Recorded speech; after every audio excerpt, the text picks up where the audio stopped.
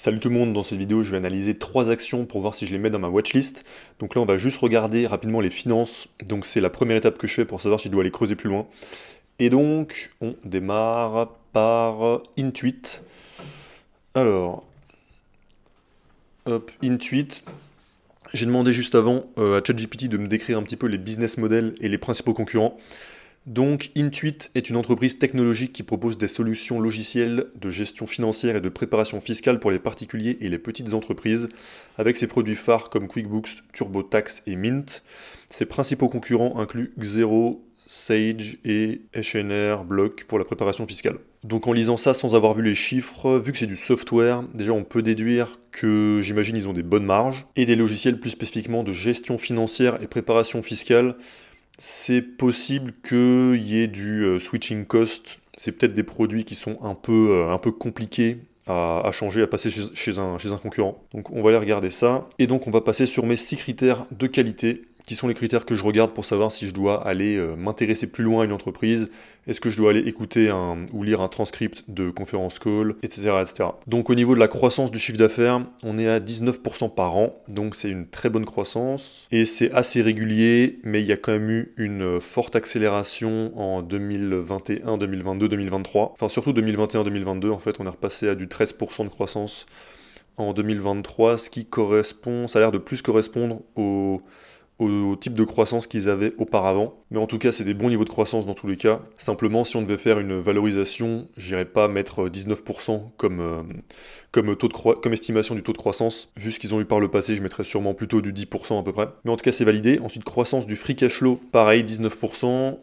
On va regarder si ça suit à peu près la même trajectoire. Et c'est bien le cas, donc on retrouve l'accélération 2021, 2022, 2023. Et avant, il y avait déjà de la croissance, mais c'était quand même un petit peu moins fort. Donc ce sera intéressant de s'intéresser aux raisons précisément. D'ailleurs, s'il y en a parmi vous qui connaissent bien la boîte, et si vous avez des infos intéressantes à apporter dessus, n'hésitez pas à mettre des petits commentaires. Mais en tout cas, au niveau de la croissance, c'est validé. Et d'ailleurs, c'est important que je rappelle pourquoi est-ce que j'ai mis ces critères-là. C'est qu'il ne faut pas oublier que la performance d'une action, c'est une combinaison de 2 éléments. Donc c'est à la fois l'évolution de son multiple de valorisation. Donc par exemple, si la valeur de l'entreprise, c'est par exemple à un moment donné 15 fois ses bénéfices, et si quand on la revend, je sais pas, par exemple 10 ans plus tard, c'est 30 fois ses bénéfices, donc là on a fait x2, donc il y a une partie de la performance qui est due à une augmentation de la valorisation, et l'autre partie c'est l'évolution du free cash flow par action. Et là c'est pareil, si le free cash flow par action, donc admettons une entreprise qui fait, je sais pas, 5 dollars de free cash flow par action. Aujourd'hui, on la revend dans 10 ans, elle en fait 10. Donc là, on a fait x2 sur le free cash flow par action. On a fait x2 sur le multiple. Donc nous, on aura fait x4. Si on a mis 10 000 euros, ben, on aura 40 000 euros. Et donc là, quand je regarde la qualité des entreprises, je m'occupe pas de la partie valorisation. Là, ce dont on veut s'assurer, c'est surtout que c'est une boîte qui va faire croître son free cash flow par action de beaucoup sur le long terme. Et donc à partir de là, il faut remonter la chaîne pour qu'il y ait un free cash flow par action qui augmente. Il faut qu'il y ait, dans l'idéal, un free cash flow qui augmente et un nombre d'actions qui baisse. Hein, c'est normal si vous faites le... Enfin, vous regardez la fraction, il y a le free cash flow en haut, le nombre d'actions en bas. Si le dénominateur baisse, le résultat augmente. Si le numérateur augmente, le résultat augmente. Et s'il y a les deux en combinaison, bah ça accélère. Et puis si on remonte encore au-dessus, pour qu'il y ait un free cash flow qui augmente, il faut qu'il y ait un chiffre d'affaires qui augmente. Donc voilà, c'était pour expliquer pourquoi il y a déjà ces 2 critères-là. Donc ensuite, en 3e critère, je regarde le ROCE. Donc ça, c'est la capacité de l'entreprise à réinvestir. Si Intuit, ils remettent 100 euros dans leur propre business, ça génère 28 euros. Et quand on veut trouver des entreprises qui font croître leur free cash flow par action très vite, c'est important d'avoir des ROCE ou bien ROIC ou ROE, c'est des alternatives. Mais donc un ROCE qui soit élevé puisque ça va donner la capacité de l'entreprise à faire croître justement son free cash flow sans avoir à émettre de la dette et sans avoir à émettre des actions. Donc pour Intuit, c'est validé, on est à 28% de ROCE, donc c'est très bon, et donc on est bien au-dessus des 15% que je recherche au minimum. Ensuite, au niveau de la dette, Intuit peut rembourser sa dette en 1 an, en 1 année de free cash flow, donc pas de problème. Au niveau du nombre d'actions, donc une des composantes du free cash flow par action, là on voit qu'ils ont augmenté leur nombre d'actions de 8,43% sur les 5 dernières années, donc c'est quand même assez important. Et donc on voit qu'ils faisaient des rachats d'actions depuis au moins 2009 jusqu'à 2017, et depuis ils ont plutôt émis un peu des actions. Donc ça, ce serait intéressant de savoir pourquoi, justement en se plongeant dans les rapports de l'entreprise. Mais en tout cas c'est un peu dommage parce que jusque-là tout était parfait, et donc ça c'est quand même un point négatif. Et en dernier critère, je regarde la marge du free cash flow. qui est de 30%, ce qui est très élevé. Et je vérifie toujours que ce soit pas une anomalie sur une année. Et là, ce qu'on remarque qui est très positif, c'est que cette marge du free cash flow, elle est en augmentation depuis... elle est en augmentation à long terme. En 2009, on était à 20%, en 2015, on était à 30%, et en 2023, on était à 33%. Donc on a un niveau de marge qui est très élevé, et en plus des marges qui sont en croissance, donc c'est très positif aussi. Donc globalement, est-ce que je vais ajouter Intuit dans ma watchlist?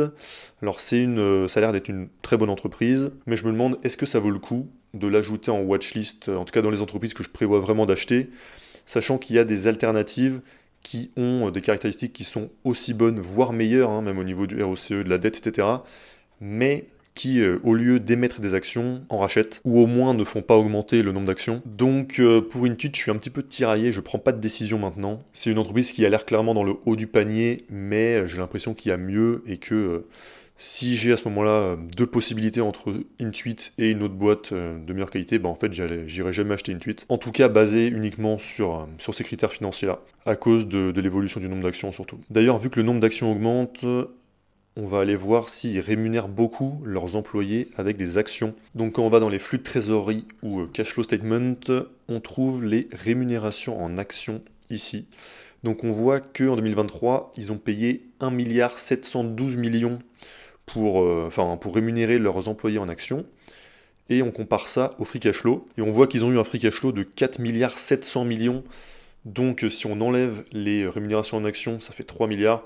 Et donc là, de tête, ça fait à peu près un tiers. Donc les rémunérations en actions représentent à peu près un tiers du free cash flow, ce qui est très très très élevé. Pour donner un ordre de comparaison, si on prend par exemple Visa, rémunération en actions, on est à 765 millions pour un free cash flow de 20 milliards. Donc ça n'a strictement rien à voir si je fais le calcul 765 000 divisé par 19 696.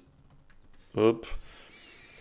Là, les rémunérations en actions, ça représente même pas 4% du free cash flow, alors que pour Intuit, on est à peu près, on doit être à 30%. Et ça fait un petit peu beaucoup, surtout que en face, ils en rachètent pas suffisamment, ce qui fait que les actionnaires se font diluer. Donc voilà, je pense pas que je vais ajouter Intuit à la liste des actions que je veux acheter à cause de ça. Donc la deuxième entreprise qu'on va regarder, c'est Evolution AB.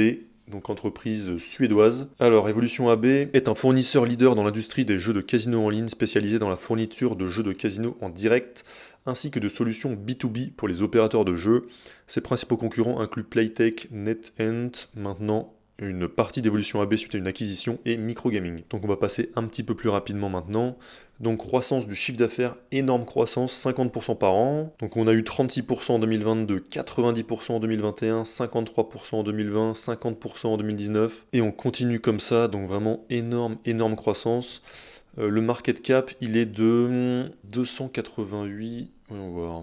Combien ça fait en dollars? Ça fait 28 milliards de dollars. Donc je me serais même attendu à ce que ce soit une boîte plus petite avec un tel niveau de croissance. Donc sur le free cash flow, c'est encore pire, 80% par an sur les 5 dernières années. On voit que c'est une boîte qui est assez jeune quand même. Il y a eu l'introduction en bourse en 2012 du coup, parce que sinon il y aurait les données depuis 2009. Et donc on a eu en 2019 116% de croissance, ensuite 86, ensuite 64, ensuite 70. Donc les deux critères de croissance sont validés. ROCE 27%, donc c'est très bien.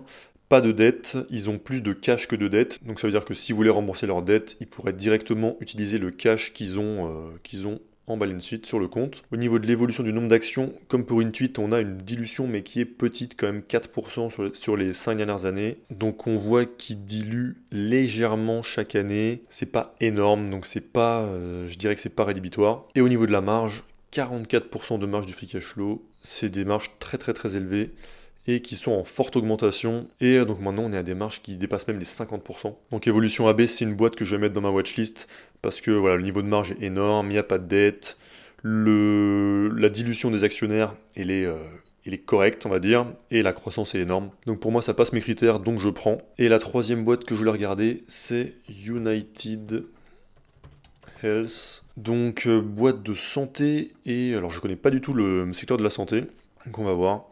United Health Group est une entreprise diversifiée de soins de santé offrant une large gamme de services et de produits par le biais de ses deux plateformes principales, United Healthcare pour les assurances santé et Optum pour les services de santé et les technologies de l'information en santé.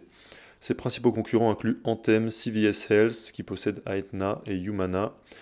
chacun offrant également des services d'assurance santé et de gestion des soins de santé à travers les États-Unis. Ok, donc je vois pourquoi ça pourrait être intéressant, parce qu'ils font des assurances santé, donc je pense que c'est un bon business model. Et Optum, ça a l'air d'être un service plutôt technologique, donc ce serait du software dans le domaine de la santé. Donc on va aller regarder ça. Alors au niveau de la croissance, on est à 10% par an, donc ça passe, c'est bien.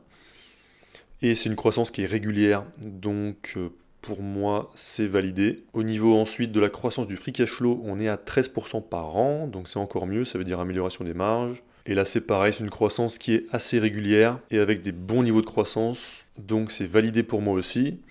Au niveau du ROCE, on est à 21%, donc on est au-dessus des 15%, donc c'est bon pour moi. Au niveau de la dette, ils peuvent rembourser leur dette en moins de 3 ans, ils peuvent le faire en 1,3 ans. Donc c'est bon aussi, ça veut dire qu'ils ont très peu de risques de faillite. Et au niveau de l'évolution du nombre d'actions, le nombre d'actions a été réduit de 4,6% sur les 5 dernières années, donc c'est pas mal. C'est une entreprise qui fait des rachats d'actions, et on voit qu'ils font des rachats d'actions de manière régulière sur le long terme, depuis au moins 2009. Donc pour l'instant on est bon. Juste avant de voir la marge, j'ai demandé des petites précisions à ChatGPT sur le business model de United Health pour bien comprendre. Donc en résumé, United Healthcare, donc ils ont deux produits principaux. United Healthcare se concentre sur l'assurance santé, offrant une gamme de produits d'assurance santé aux individus, aux employeurs et dans le marché Medicare et Medicaid. Et le deuxième produit, c'est Optum, qui se concentre sur les services de santé et les solutions technologiques, incluant le développement de logiciels et de plateformes destinées à améliorer l'efficacité des systèmes de santé, la gestion des soins, l'analyse des données de santé et les services pharmaceutiques. Optum utilise la technologie et l'analyse de données pour améliorer les résultats de santé et réduire les coûts, mais elle offre également des services de santé directement, comme les soins gérés et les services pharmaceutiques, ce qui va au-delà du simple domaine du logiciel. Moi, je lui demande qu'est-ce que c'est les soins gérés, parce que c'est pas hyper explicite. Donc les soins gérés Managed Care sont un système de santé conçu pour réduire les coûts inutiles de soins de santé tout en fournissant un accès aux soins nécessaires de manière coordonnée. Ce modèle met l'accent sur la prévention, le diagnostic précoce et le traitement en temps opportun pour éviter des interventions médicales plus coûteuses. Réseau de fournisseurs, coordination des soins, préautorisation, paiement forfaitaire, promotion de la santé et de la prévention. Les soins gérés cherchent à équilibrer le besoin d'accès à des soins de qualité avec le contrôle des coûts de santé. Et ils sont une composante clé du système de santé aux États-Unis, souvent mis en œuvre par des assureurs comme United Healthcare. Ok, donc ça donne déjà une compréhension globale qui est pas mal de leur business. Donc pour terminer, on va retourner au dernier critère de qualité que j'utilise, donc la marge du free cash flow. Et là, on n'est qu'à 7%, donc je suis un petit peu déçu. Je me serais attendu à mieux. Et ouais, ils ont eu un pic à 7,87 et sinon, ouais, on est à 5%. Donc au niveau de la marge, c'est pas terrible. Donc j'hésite, c'est un petit peu comme Intuit. Il y a des très bons aspects. Donc là, pour Intuit, le problème c'était l'évolution du nombre d'actions et les rémunérations en actions. Là, pour United Health, c'est plutôt le niveau de marge. Et dans les deux cas, c'est des entreprises qui sont plutôt clairement dans le haut du panier. Mais encore une fois, si je me retrouve à avoir le choix entre l'une de ces deux boîtes et soit Visa, soit Mastercard, soit MSCI, soit Moody's, soit même Meta, Microsoft, Apple, des boîtes comme ça, bah je pense que des boîtes comme United Health ou Intuit, ça passe après. Donc c'est pour ça que je suis pas convaincu, je vais pas pour l'instant ajouter United Health dans ma watchlist. Donc résumé sur les trois boîtes qu'on a regardées, il y a Evolution AB que je vais regarder de plus près, et puis les deux autres je vais pas les ajouter pour le moment. Et puis pour ceux que ça intéresse, si vous voulez être tenu au courant du lancement de mon site, donc qui permet d'améliorer ses performances en choisissant les entreprises de meilleure qualité et puis en faisant leur valorisation pour pas les surpayer, pour les payer à leur prix juste, et puis qui permet aussi de gagner beaucoup de temps dans ses analyses d'actions en ayant accès à tous les documents financiers sur un historique de 15 ans, avec aussi vision graphique de tous les chiffres possibles et imaginables. Vous pouvez cliquer sur le premier lien dans la description pour être prévenu, et puis on se retrouve pour la prochaine vidéo. A plus!